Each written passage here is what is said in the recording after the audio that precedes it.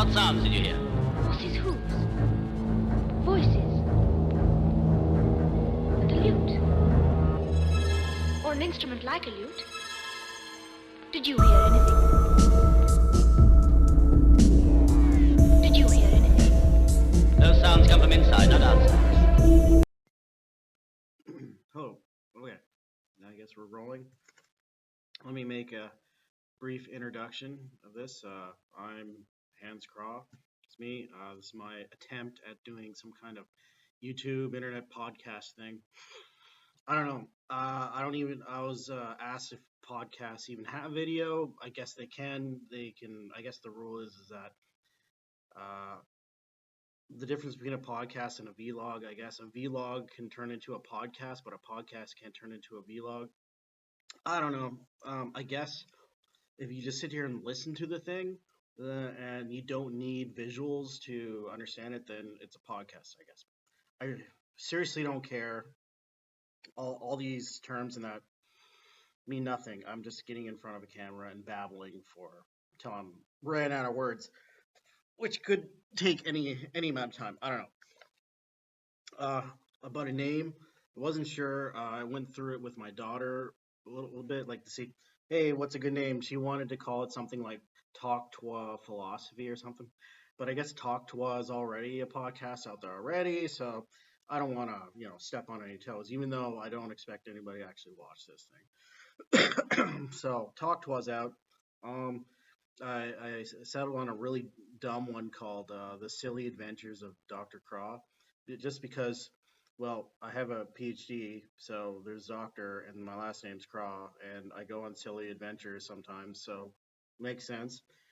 Even though I hate being called doctor because I don't do doctor stuff, like I don't teach, or I barely write anymore, and I don't really pay any mind to like going to conferences and stuff like that. And even if I did, I would apply to the odd one. They'd be like, "No, get away. We don't have anything to do with you." So yeah, I'm sure somebody somewhere may want to pay me money to teach them philosophy, but I doubt it. There's not much money in it, and even if even if they did offer me like a job in that, which would be great, but the amount of money, especially where I live in here in Uruguay, is probably not worth it. $50,000? You, man, I wipe my ass for $50,000. Tell me this, Joe. What kind of crazy golf tournament is this? I did bring the name idea out to, well, I only talked to like two people, so one of them, she put it through ChatGPT to come up with a better idea. Here are some of the top 10. They're better than what I picked, but yeah, let's see. Number one, it says sarcastic and whimsical. This is what I guess this is what she put in, but I don't know. From reading these, I don't know what she put in to get ChatGPT to come out with these. Anyways, number one, the astonishingly mediocre exploits of Dr. Craw. Well, that's accurate. I mean, although my mediocre exploits, I don't know, are astonishing. So that's good, but yeah. Number two, Dr. Craw and the quest for slight relevance. Yeah, that hurts because, everyone wants to be relevant, I guess, in a way,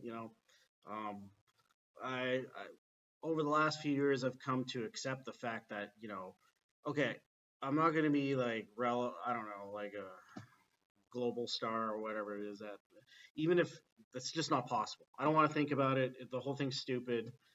So I don't even know what slight relevance is.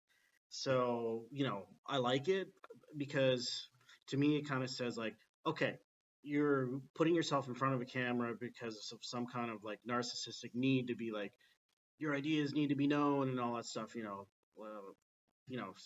like something to get your needs fulfilled, right? So there's that part of it, which, yeah, okay, cool, I like, but I don't know, it hurts me a little bit, so I don't want to do that. Number three, adventures in mildly controlled chaos with Dr. Craw. Yeah, sure. Because a lot of the stuff that been through, yeah, there's some control in there, Well, yeah, I don't know. It's your typical AI stuff where it says the same thing multiple times, but it's just kind of changing the words around a bit. Uh, it's good, but uh, yeah, number four, Dr. Crow's Guide to Almost Greatness. Yeah, it's cool. It's not me. I couldn't offer any kind of, you know, uh, path to greatness, whatever that is. I don't know. I like it. But yeah.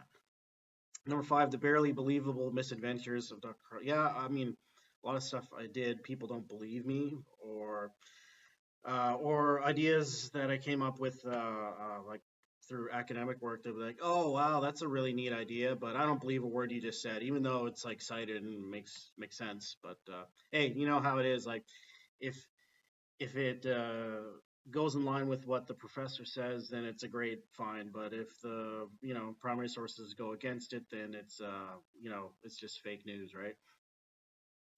Number six, somewhat better than Silence, the Dr. Crow Chronicles. Oh, I don't know about that. That one I got to disagree with because Silence is golden. So you know, what is this garbage I'm speaking about? Yeah, right. Uh, Dr. Crow and the Tangential Tangents. Sure. Yeah. I'm not a big math guy, so I like angles though. It's like, why not with Dr. Crow? That's number eight, by the way. Uh, yeah, that's cool.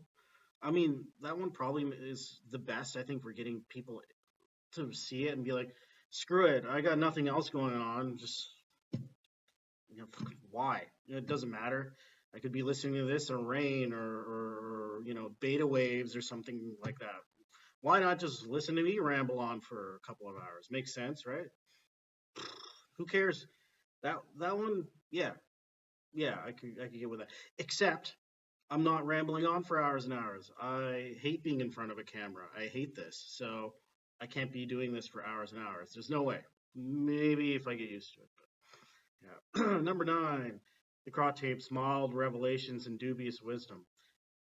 Yeah, I mean, Jesus, through all my studying that, I came up with like five tidbits of unique information that I think is useful.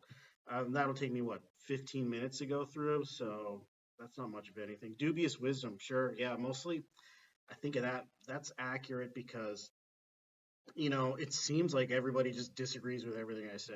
It seems that way. Um, Probably not. I don't know. Whatever. Number 10, last one. Dr. Crow's inexplicably renewed license to ramble. Inexplicably renewed license to ramble.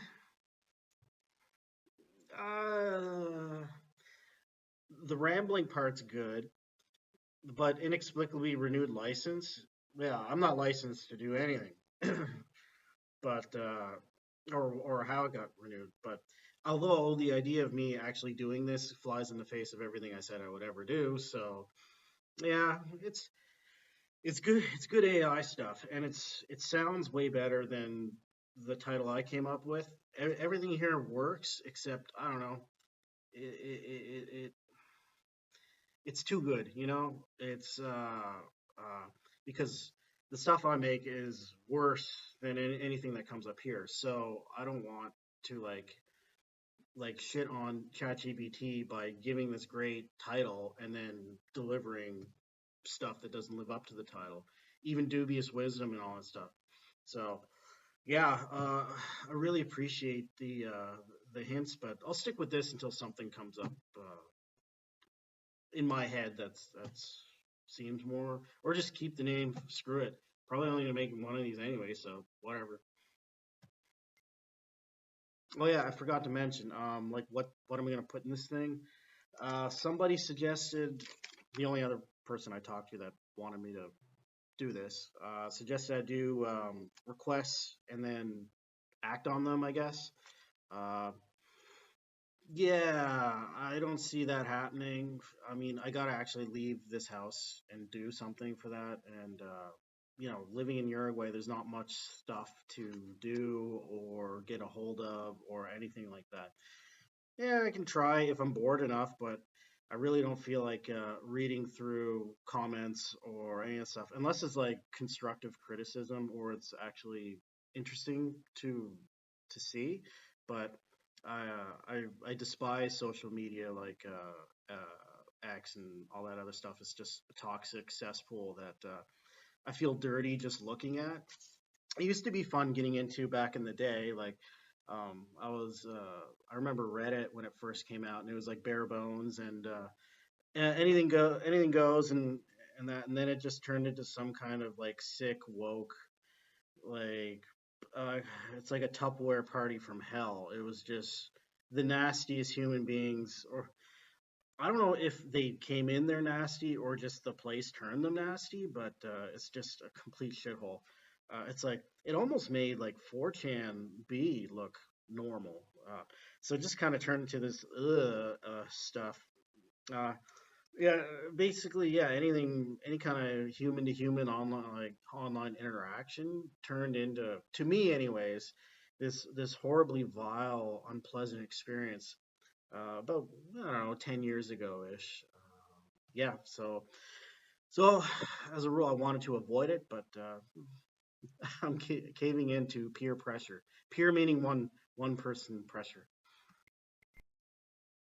Right. So I don't know what I plan on doing at least in this thing is just give a quick rundown of what I did. Just me, a Canadian living in Uruguay. Just some of the weird experiences I have, and my comings and goings of being down in this place, and then talk about stuff I'm just interested in. So I listen to the world news and that kind of stuff, and sometimes what people say about it is I agree with, and sometimes I think it's complete nonsense. So it might be nice to give a little tidbit. Who knows? Whatever. All right. I already recorded a couple minute rant on the first time I experienced a quinceañera, like a proper quinceañera. But I deleted it because I don't know, it didn't really fit in. I wanted to add stuff in that, so it didn't really fit in. So I'm just gonna start from scratch. Uh, Let me try to explain what a quinceañera is. Like quince, 15. So when a girl turns 15 in one of these Latin American places, it symbolizes like a pass from childhood to womanhood, even though our sensibilities have changed somewhat in the past 400 years. So somebody who's 15 is still a child, very much is a child. Even though some might look like an adult, their headspace is definitely not adult-like. I mean, yeah, yeah. Although, funny enough, like somebody asked, I'm like, oh yeah, okay, the age of consent is 15 here. But you have to be within 8 years of that. So what's it, 15, 16, 17, 8, 9, 20, 21. So you got to be 23 or less to, yeah, try that. But over 18, everything's great. So cool, yeah. Anyways, enough of that. Uh, right. So to begin with, I didn't know what to expect. It I just knew they wore like fancy dresses and just danced to like waltzing and stuff with their family. But yeah, it was a little different. Let's just say, yeah, I don't know. I don't know how to explain it. I was very uncomfortable through the whole thing. I'll just put there. This here is what I expected. For you is that your wish may come true. Happy birthday to Barney. Happy birthday to you. We hope you have. And this is kind of what I saw. Rub that shit, it's gone, bitch. Grab it, dick, it's yours, bitch. Rub that shit, it's gone, bitch. Grab it, dick, it's gone, bitch. Not that there's anything wrong with either. Both are great in their own way, I guess. It's just for me, I would like to think of like innocence and like purity and childlike stuff ought to be held on a little bit longer than 15 before all that stuff. It was yeah, a little weird, but whatever. I can't I don't want to be like a moral relativist and be like, oh well, whatever goes goes.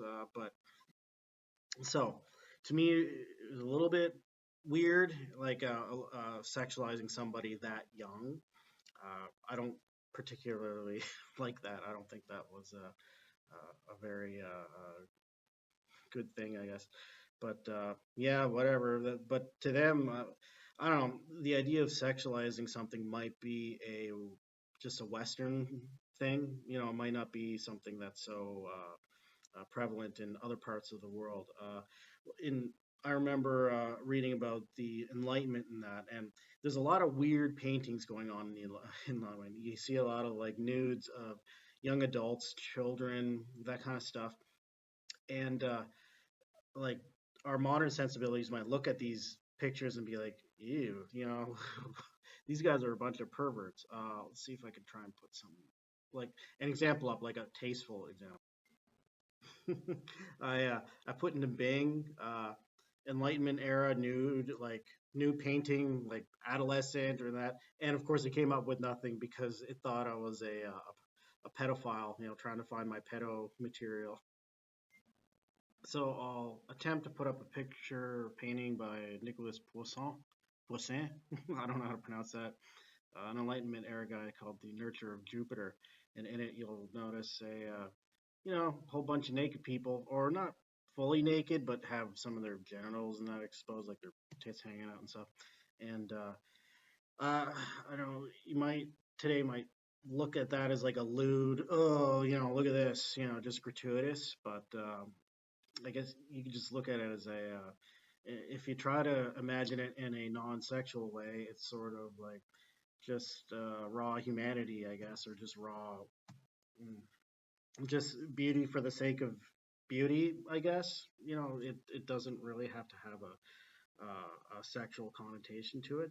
But so our idea of over sexualizing thing is just could be just a product of who we are today. But that being said, when we make stuff today, we have to have our modern conceptions of what is appropriate, not appropriate today.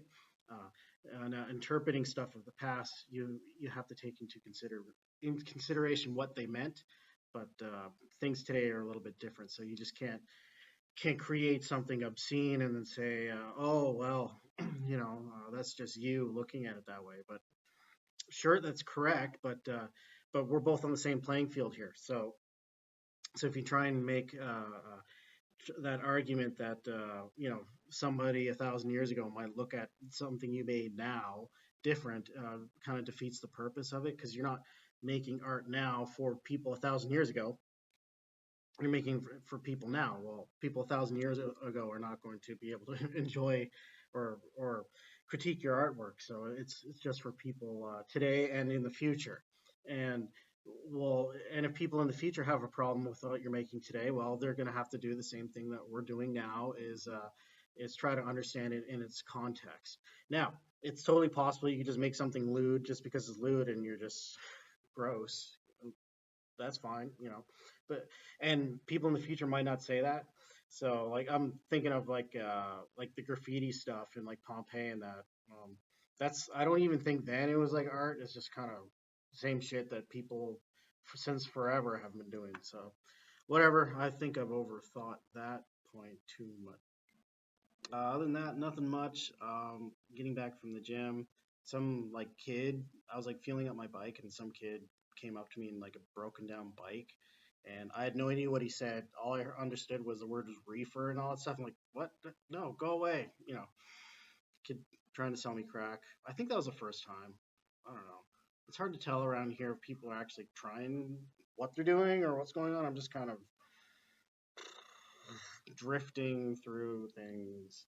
So yeah, that was that. The gym was actually interesting. It's a new for me.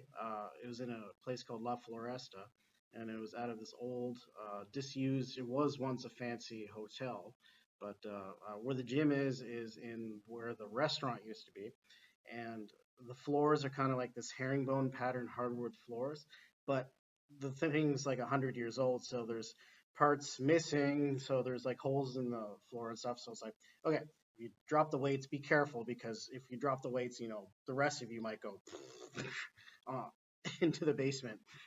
So that made me a little bit nervous, but as long I'm being careful so far, and I'm a pretty fat guy, but I hope that I'll become less fat and less of a chance to go falling through the floor on this place. So we'll see. But the rest of it's neat. The the reception area in that, I don't know. It's just an old hotel. It kind of gave me a lot of the Shining vibes, which is, you know, you get like this kind of nostalgia feeling about a little bit of sadness because you can think of all these poor people, or not poor people, but people who spent their time there, on vacation, enjoying their life and going to the beach, and it used to be a place of entertainment and higher class entertainment, well, middle higher class entertainment, and so now it's just totally abandoned and left to its own device. So it's kind of you kind of get that lingering ghost feeling there. So other than that, yeah, the it's a little bit of an improvement over the previous one, which was in a butcher shop, and that kind of had a Texas Chainsaw Massacre vibe to it because it was very enclosed, like steel stuff everywhere. No worries about dropping the weights on the floor because it was all like hardened concrete and stuff, but a little cramped and weird, So it's a bit up. I have high hopes that I'll be able to stay here more than a couple of months. So that's it. Basically, other than that, no, not much in Uruguay. I'll tell you that the traffic here a little bit different than the rest of the world. I'll say that they are the worst drivers on planet Earth. I know everybody in their country says that, but this is it. It's like these people are allergic to the speed limit. They're either 30 high or 30 low. There's no in between. And everybody on the road is your enemy. So no, there's no letting people merge. There's none of that because if you try, they'll be like, "Oh my God," or if you put your blinker on, they're like, "He wants to turn, speed up, take him down." So yeah, it's weird. It's very weird like that. I mean, I'm not saying that Canadians are like the most, they'll stop and be like, "You go, no, you go, no, you go." Well, some places in Canada are like that, but it's not like that everywhere in Canada. But here it's like the opposite. It's like, yeah, it's bad. But anyways, I'm trying to get used to it. Um, yeah, I just try to tell myself that, yeah, if they're in a car and they're out there, they are your enemy. You you do not be nice to them because give no mercy because you will be given none. So so that's that. Alrighty. Right. Another thing I forgot to mention about that's different living in Uruguay and versus other places like Canada is that if you want something specific, it's very difficult to find anything like that. If it's like a general purpose thing, great. Say for example, you want masking tape. Okay, they might have duct tape or masking tape. But say you want electrical tape, or well, electrical tape's fine here. Say you want like tape, for heat shielding or something like that.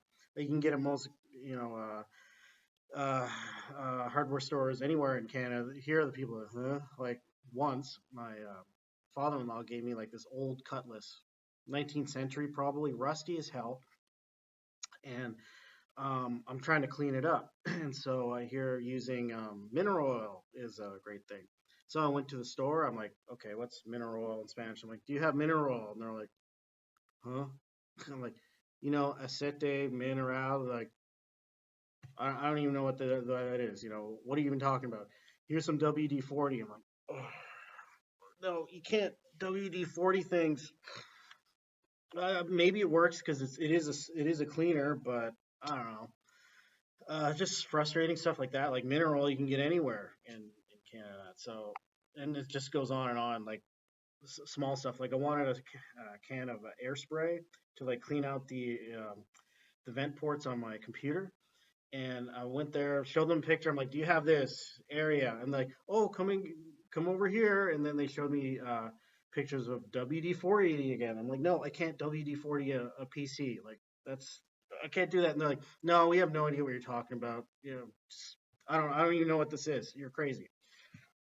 And I had to go to like a specialty computer shop in the middle of the city and tell them that. They're like, oh yeah, we got that. I'm like, okay, fine.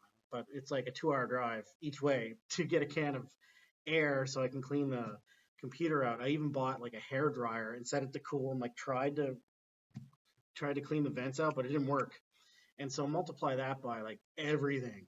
So it's pretty tough when you have a specific need to get that done in a place like this, because it just doesn't exist down here. So that's another annoyance, but whatever.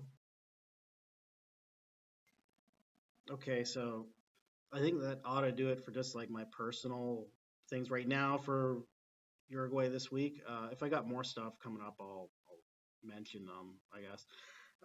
So I'll move on next to a couple topics that I find interesting.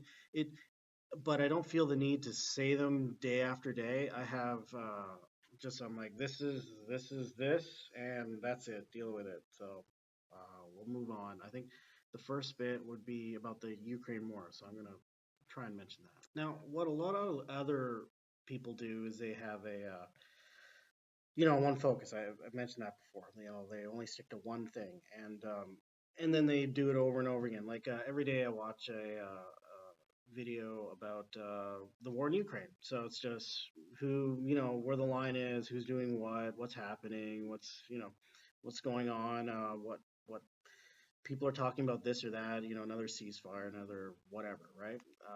That it's that's interesting, but it's looking at a very like this, and you can't really get a big picture and understand where the starting of this is and where it's going to end. Even though I'm not a fortune teller, I'm not going to tell you how it will end. I mean, anything could happen. Like, for example, in Libya, I thought for sure that Gaddafi was going to defeat the rebels there. I'm like, there's no way, the rebels are, chased over into this one little city, that's it, right?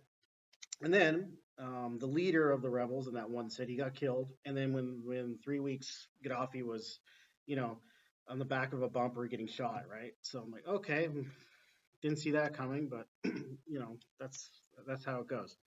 Uh, with Ukraine and that, it's a little different. I mean, you can't use historical precedent to say, oh, because if something happened here, that means it's going to happen here, right?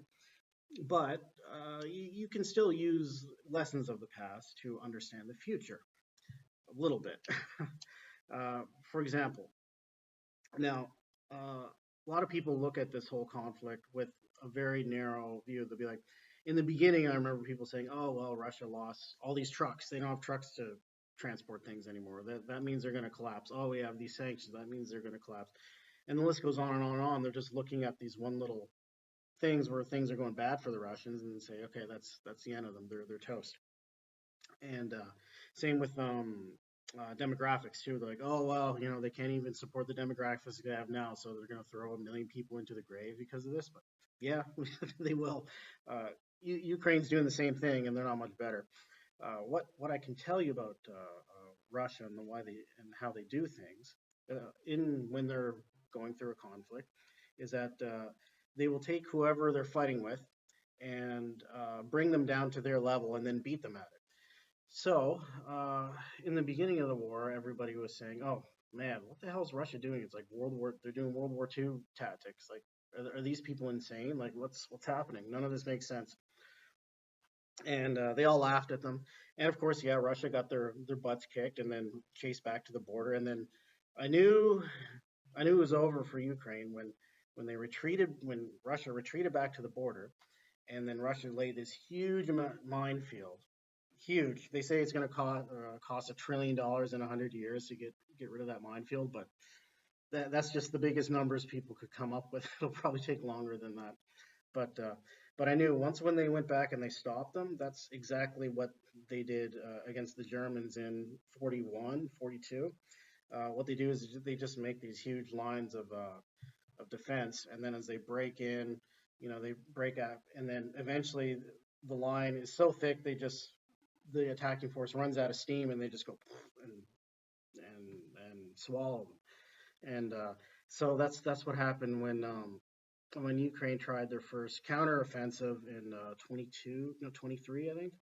And it was like they hit a wall right away and they fizzled out. And since then, they've been on the defensive, except for that small, I'm going to call it small, little diversionary invasion of Russia proper up in the Kursk region, I think. But they're all kicked out of there now. Russia didn't even divert anything. They just kind of said, "Huh, what are you doing up there?" "Oh, okay, I guess we'll send some people up." And it was a slow, all because it's not uh, clearing itself out right away. They think that it's a loss for Russia. But the the way I see it going is that yeah, most people say it's an attritional thing. So they're just going to keep fighting, fighting, fighting, fighting, and then one side is going to go "Bleh." And that's what Ukraine, I think, is going to do. Um, I remember when Trump got and he's like, "Oh, I'm going to end the war in 24 hours. That's going to be it." And I saw them like, "There's no way. These people have been slaughtering each other for years. They hate each other a lot. There's no way if a phone call is going to put an end to this. There's just not. When you get that riled up, it's just impossible. The only way is just to bleed yourself out until one side just says, okay, yeah, okay, I'm done. This rationality has been lost the minute the first bullet was fired. So using that, I estimated at the time maybe by the fall, but I don't know. I really have no idea how long this could go on for. But I do see it as a eventual Russian victory, if you want to call it that. I mean, they're going to get what they want out of it. It's just going to cost them a whole lot. It might be a Pyrrhic victory, but that's how I see it's going. Um, and it's hard to trust numbers on the other side. Like we love to look at numbers and say, oh, this side lost X, but this side lost 3X. So the side losing more is losing, right? Well, not really. It's all about who can afford to lose more.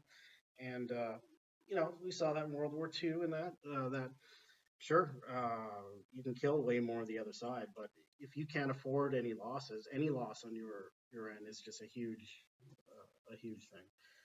So yeah, right. So now and the same thing happened with Napoleon and his invasion of Russia.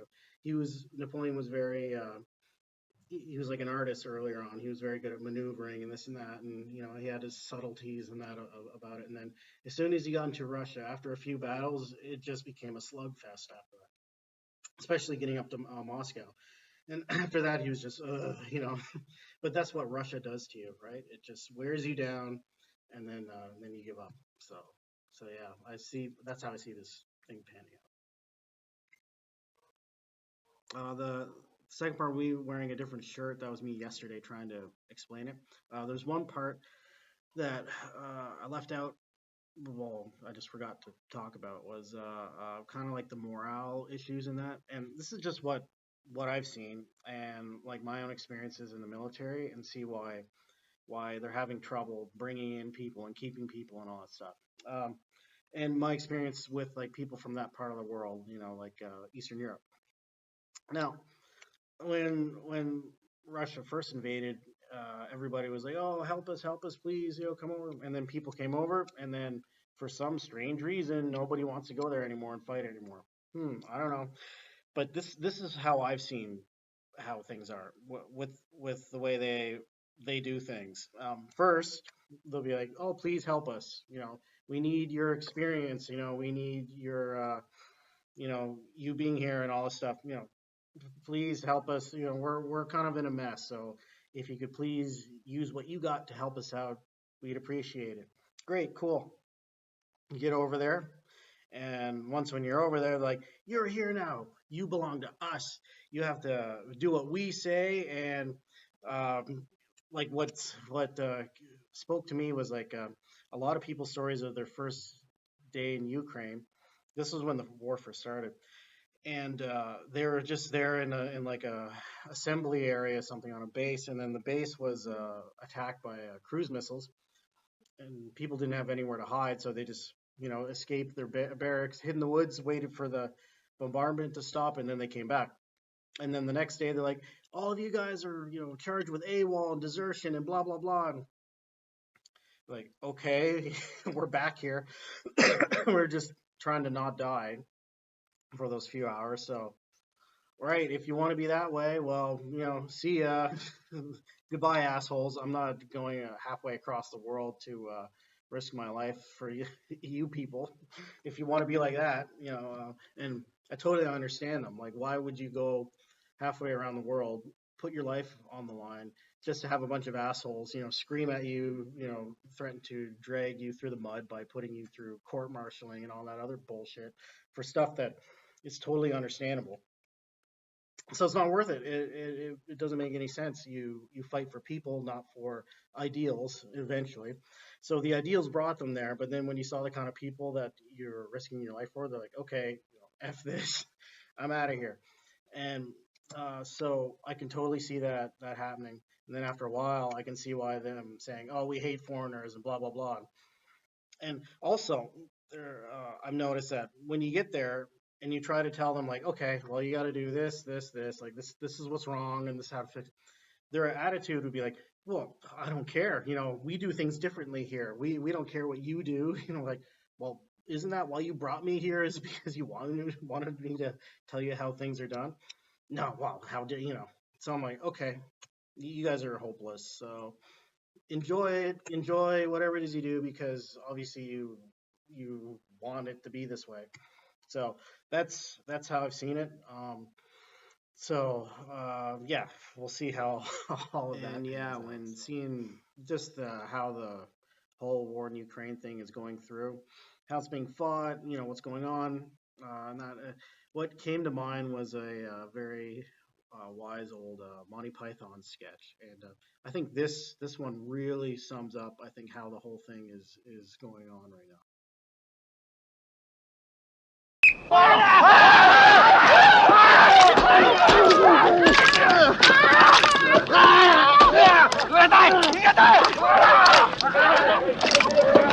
But yeah, how this is gonna keep panning out over the next months, year or so, I don't know.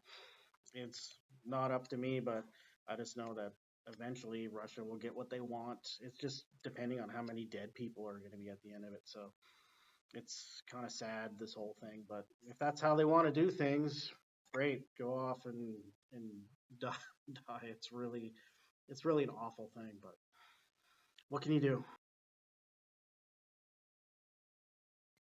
The next one that's been big in the news lately has been a small little skirmish between India and Pakistan.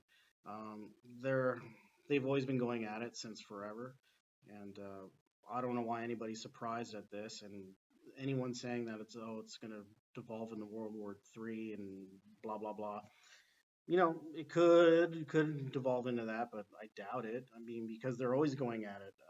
I heard it called best way, just two barking dogs on either side of the fence. I think of it as like the best way to describe their little skirmishes as just like two homeless guys fighting over their street corner. It's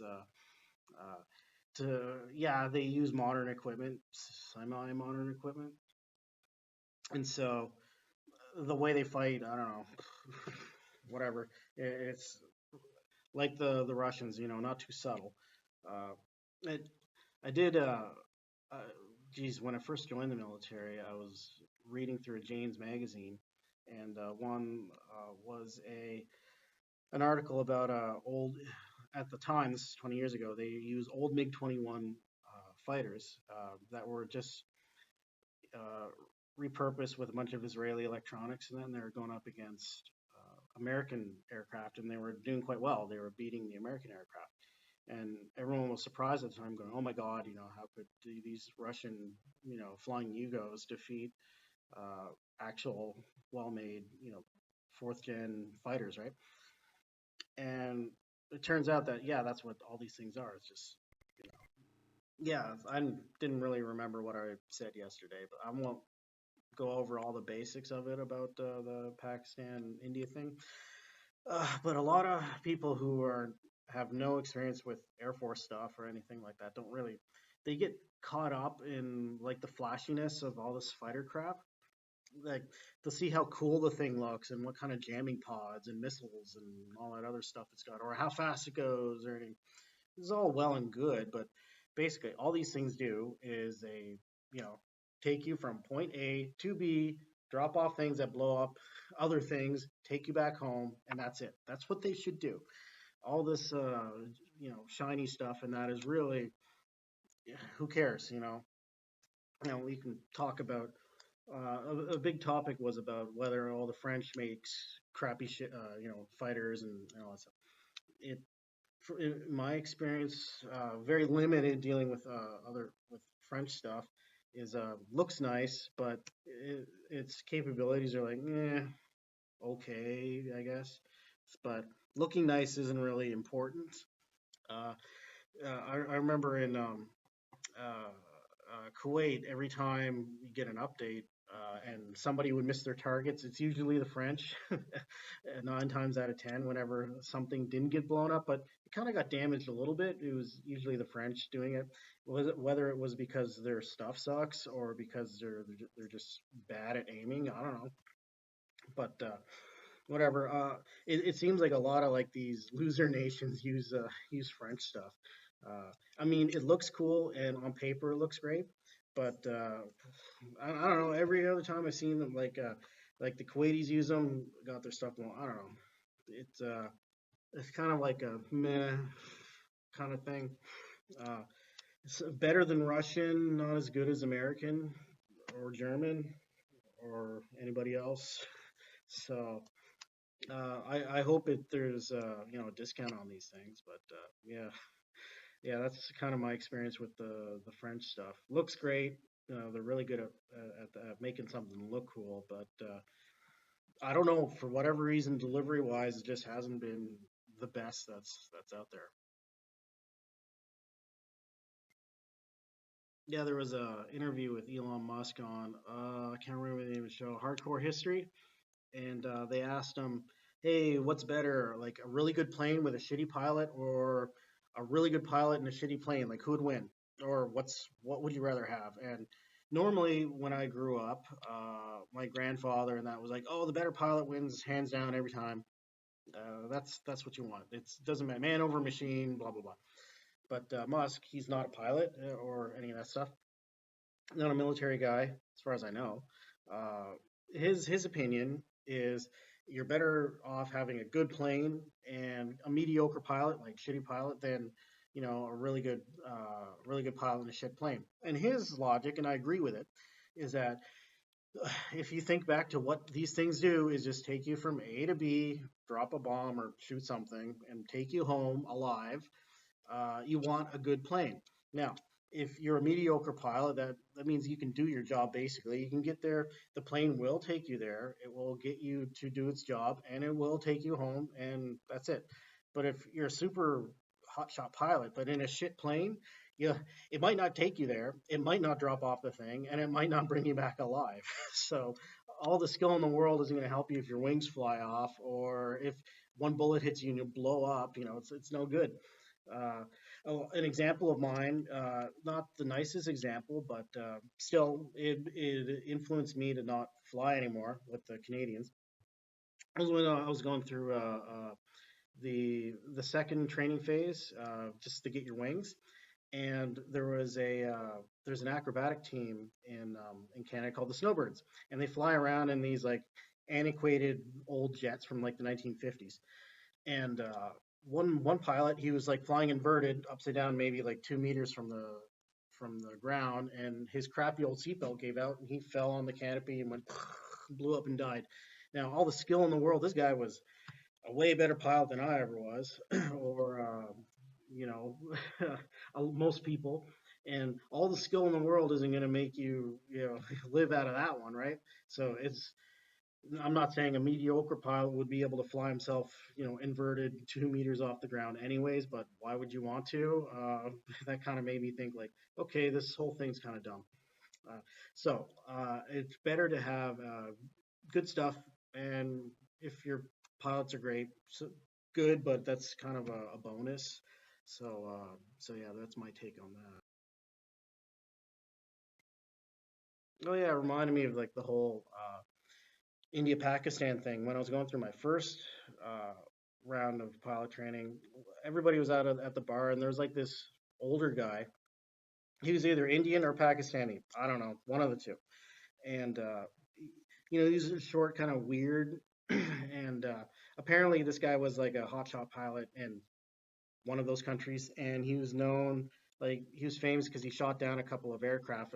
I guess they were doing like straight and level. He just went up and went, that was the end of them. And he was telling me like, oh, I can tell right away if you're gonna make it or if you're gonna fail. And I'm like, well, what about her? She was in my class. She's like, her, no chance, no way. I'm like, okay, what about me? And he just goes, I'm like, all right, that's not a good sign, but let's see how far this goes. Turns out, well, I don't know what that grin meant. Probably you got no chance either. So I guess he was right in that regard because I didn't go all the way through with it. So cool. Yeah. And I think the last bit on this little border skirmish between India and Pakistan is a little clip. I wanted to find a clip of like some homeless people fighting in that, but they're all like really, really unpleasant to watch. So I found something that encompasses the spirit of that, and then to me, that's what these kind of skirmishes are. They're just kind of. Last Wednesday, I took her to Red Lobster, bro. And yes.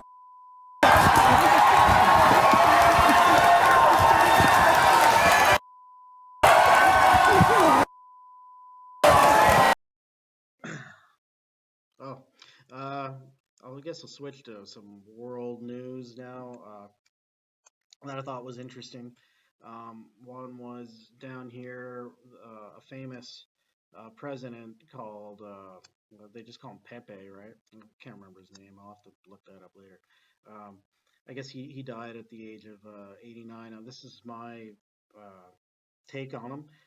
Is that he was like in the 60s and 70s, he was like a legit, lefty terrorist, just like everybody else. I think he killed a cop. Cop maybe deserved it.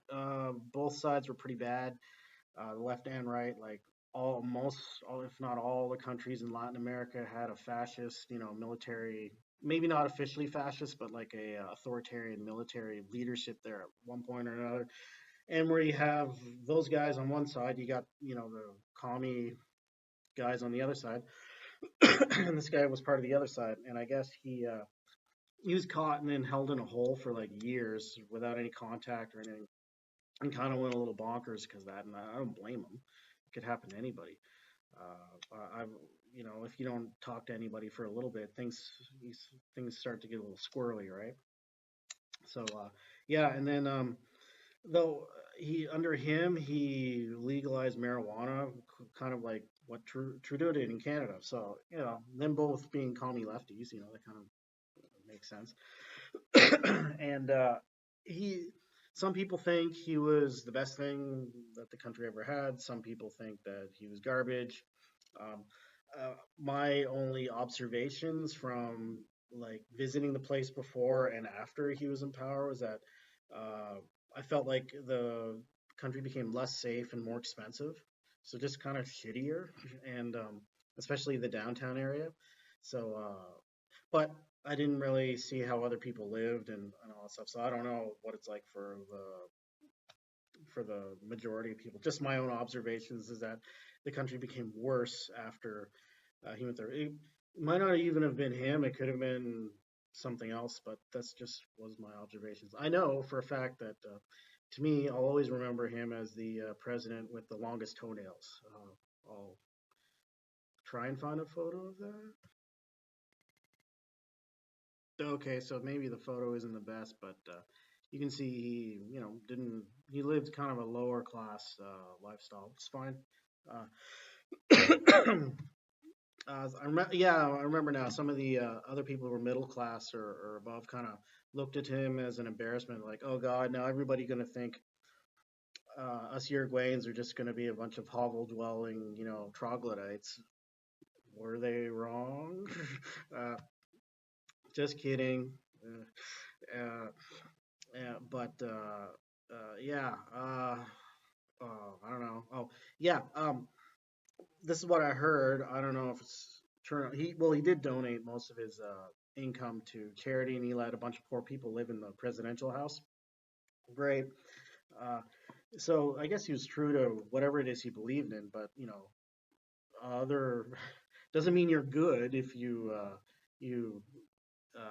stick to what you believe in. Like you can name some of the worst people in history who are quite, you know, quite set, believed in something and followed through with it. Well, I can just name Stalin or Hitler or any of these other people weren't in it just for their own personal gain. They actually believe in a lot of this stuff that they were doing. So that doesn't make you a good thing, but it's something. At least was, I think, as other people think. I don't know, legitimate in that what he said he believed in, he actually did. So an honest politician, even though if you don't agree with their